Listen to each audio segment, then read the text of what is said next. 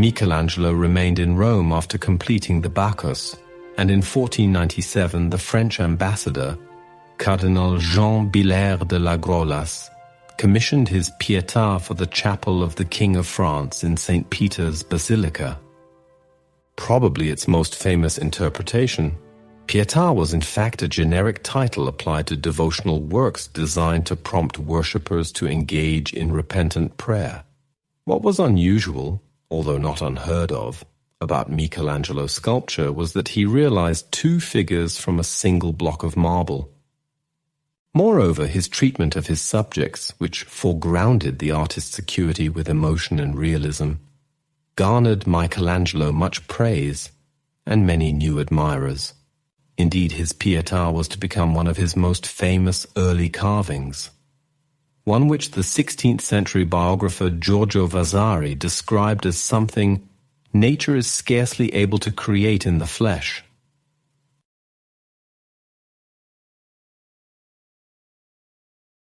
The Pietà was commissioned for the French Cardinal Jean de Billard, a representative in Rome, to be completed in Carrara marble for his funeral monument. However, the sculpture was moved to its current location in the first chapel of St. Peter's Basilica in the 18th century. The only artwork that Michelangelo ever signed, the sculpture portrays the body of Christ in the lap of Mary following the crucifixion.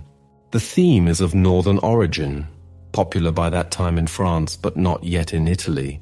Michelangelo's interpretation of the Pietà is unprecedented in Italian sculpture, balancing the Renaissance ideals of classical beauty with naturalism. The sculpture has been designed in a pyramid structure with the Virgin's head at the apex, as it widens progressively down the drapery of Mary's dress to the base. The figures are out of proportion, owing to the difficulty of depicting a fully grown man cradled full length in a woman's lap. Much of Mary's body is concealed by her monumental drapery, and the relationship of the figures appears natural. Michelangelo's interpretation of the Pietà was far different from those previously created by other artists, as he sculpted a young and beautiful Mary, perhaps suggesting her incorruptible purity rather than an older woman. The marks of the crucifixion are limited to very small nail marks and a slight indication of the wound in Jesus' side, while Christ's face reveals no signs of the ordeals of the Passion. The Pietà took a little under 2 years to complete when it was installed at the chapel of Santa Petronilla, a Roman mausoleum near the south transept of St. Peter's, which the cardinal chose as his funerary chapel. The chapel was later demolished by Bramante during his rebuilding of the basilica. According to Giorgio Vasari, shortly after the installation of the Pietà, Michelangelo overheard someone remark that it was the work of another sculptor, Cristoforo Solari, for which reason Michelangelo decided to sign the sculpture. Michelangelo Buonarroti's Florentinus Facibat. Michelangelo Buonarroti, Florentine, made this, on the sash running across Mary's chest. The signature echoes one used by the ancient Greek artists, Apelles and Polykleitos. Vasari also reports that Michelangelo later regretted his outburst of pride and swore never again to sign one of his works. Over the centuries, the Pietà has sustained much damage. 4 fingers on Mary's left hand, broken during a move, were restored in 1736 by Giuseppe Lirioni, and scholars are divided as to whether the restorer took liberties to make the gesture more rhetorical. The most substantial damage occurred on May 21st, 1972, Pentecost Sunday, when a mentally ill geologist named Laszlo Toth walked into the chapel and attacked the sculpture with a geologist's hammer, while shouting, "I am Jesus Christ. I have risen from the dead." With 15 blows, he removed Mary's arm at the elbow, knocking off a chunk of her nose and chipping one of her eyelids. Onlookers took many of the pieces of marble that flew off. Later, Some pieces were returned, but many were not, including Mary's nose, which had to be reconstructed from a block cut out from the back. After the attack, the work was painstakingly restored and returned to its place in St. Peter's, just to the right of the entrance, between the Holy Door and the altar of St. Sebastian, where it is now protected by a bulletproof acrylic glass panel.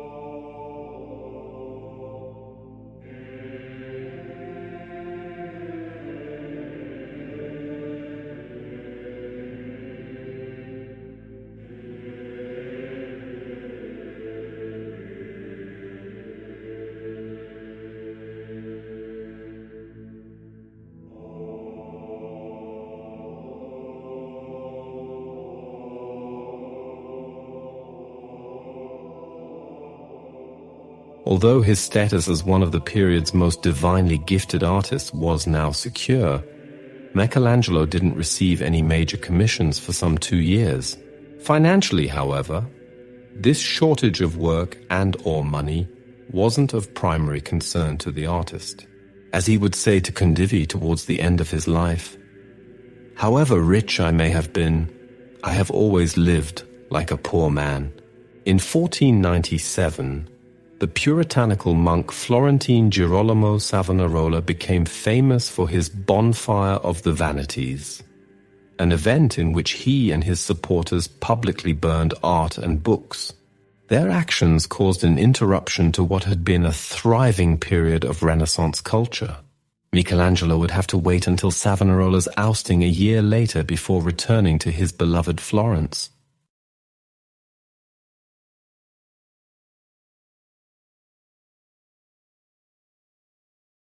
The Madonna and Child with St. John and Angels, completed by circa 1497 and also known as the Manchester Madonna, this unfinished painting is another attributed work of Michelangelo, which is housed in the National Gallery, London.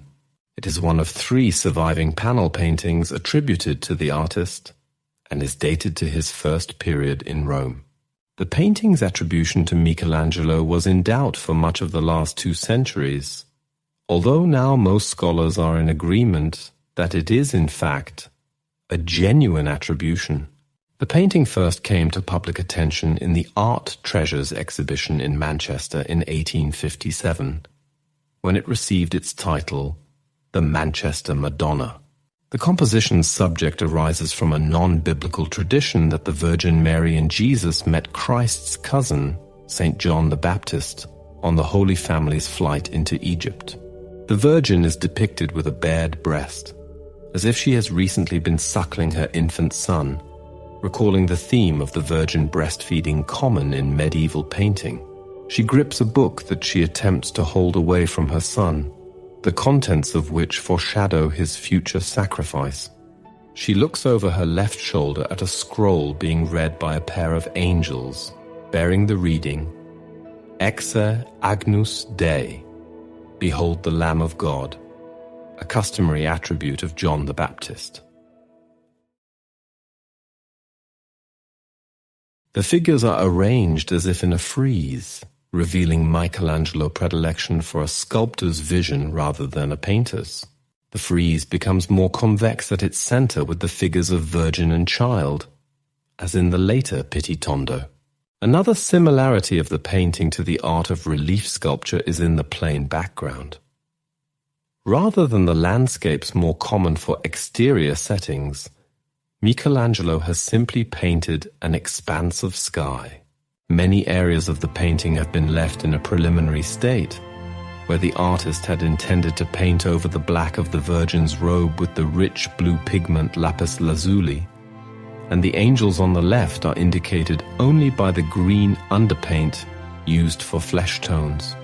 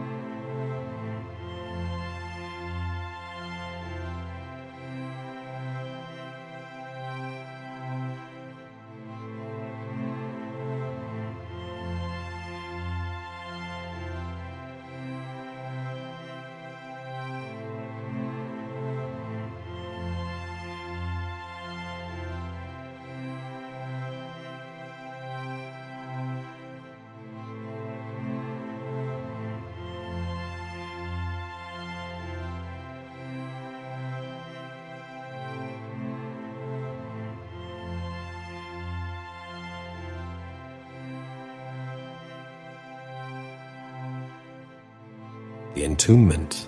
Also housed in London's National Gallery, this painting, left unfinished circa 1501, concerns the placing of Jesus' body in the garden tomb. The chronological position of the work has been a source of some dispute, although it is generally considered an early work. Some authorities believe that it may have been executed by one of Michelangelo's pupils from a drawing by the master, or that it was a direct imitation of his work.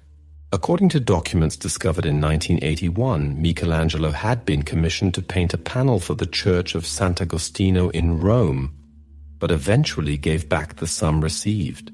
It is probable this was the payment for the entombment, which remained unfinished upon the artist's return to Florence. The center of the panel portrays Christ being carried up a flight of steps to the sepulchre, which was intended to be painted in the blank area at the top right. The bearded older man represented behind him is most likely Joseph of Arimathea, who gave up his tomb for the use as Christ's sepulchre. The long-haired figure on the left is presumably Saint John, wearing a long orange-red gown with Mary Magdalene kneeling at his feet. The floating appearance of some of the figures may be partly explained by the fact that the painting is intended to be viewed from below and due to the panel's unfinished condition. However, the apparent incongruity of the stance of the bearer on the right remains problematic. Interestingly, there is an old story that Michelangelo received a letter from his father at the time he was painting this panel. The letter informed the artist that he should abandon whatever he was doing as a great piece of marble had arrived for him. This, of course, was the marble that would become the David.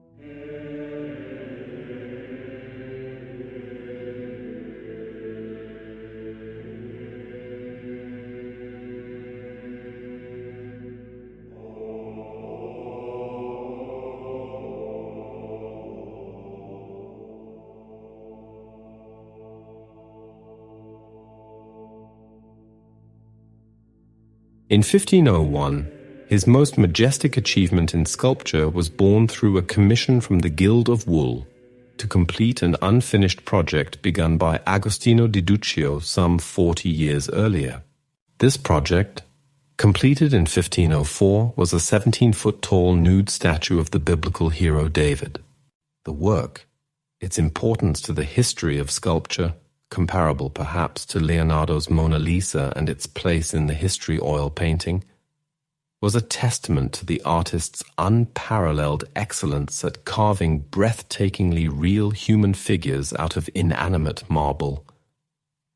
The art historian Creighton Gilbert said of the David, "It has continued to serve as the prime statement of the Renaissance ideal of perfect humanity.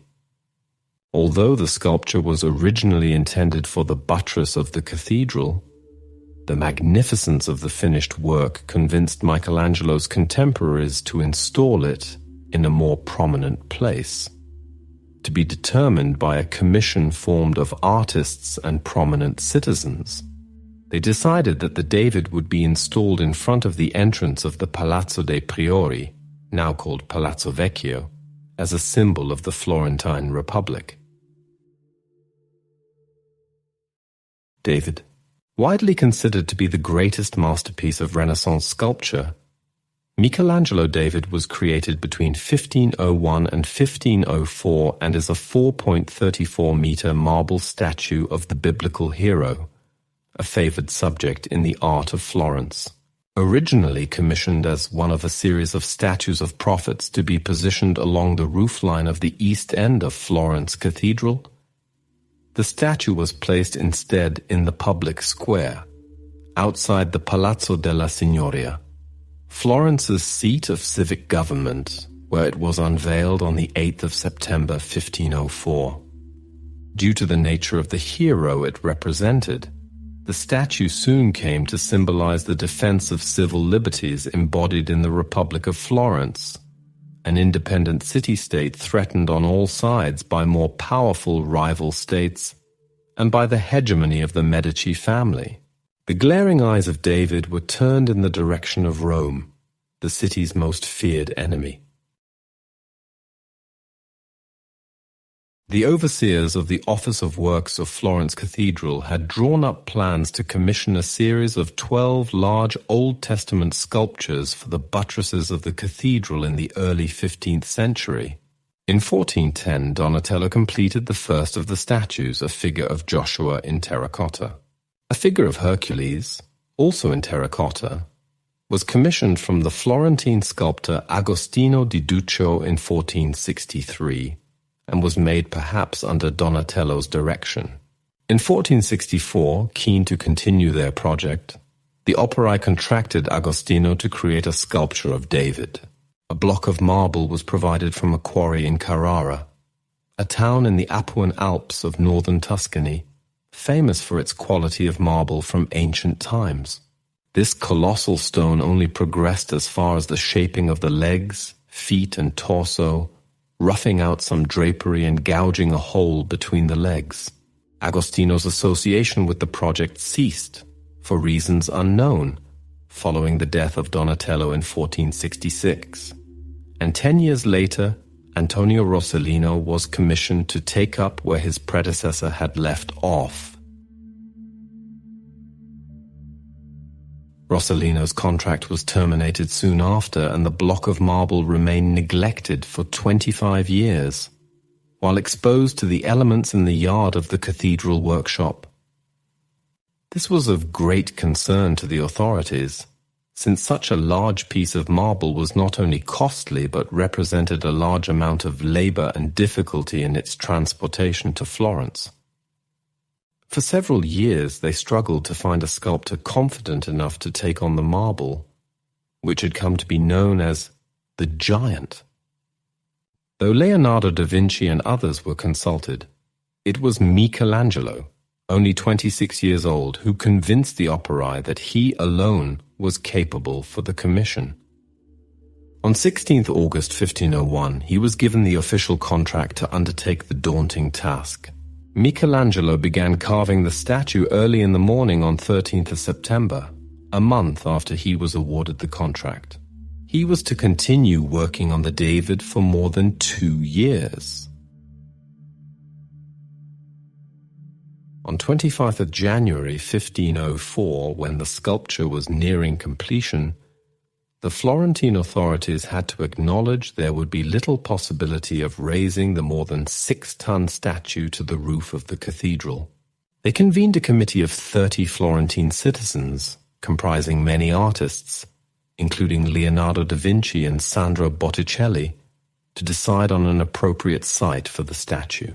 Though 9 different locations for the statue were discussed, the majority of members were split between 2 sites. One group, led by Giuliano da Sangallo and supported by Leonardo da Vinci and Piero di Cosimo, among others, believed that, due to the imperfections in the marble, the sculpture should be placed under the roof of the Loggia dei Lanzi on Piazza della Signoria. The other group thought it should stand at the entrance to the Palazzo della Signoria, the city's town hall, now known as Palazzo Vecchio. Another opinion, supported by Botticelli, was that the sculpture should be situated on or near the cathedral. In June 1504, David was installed next to the entrance to the Palazzo Vecchio, replacing Donatello's bronze sculpture of Judith and Holofernes, which embodied a similar theme of heroic resistance. It took 4 days to move the statue the half-mile from the workshop into the Piazza della Signoria. Later that summer, the sling and tree stump support were gilded, and the figure was also given a gilded loin garland. In 1873, it was decided that the statue of David was too valuable to be left outside and at risk from the weather and the chance of vandalism, and so it was removed from the piazza.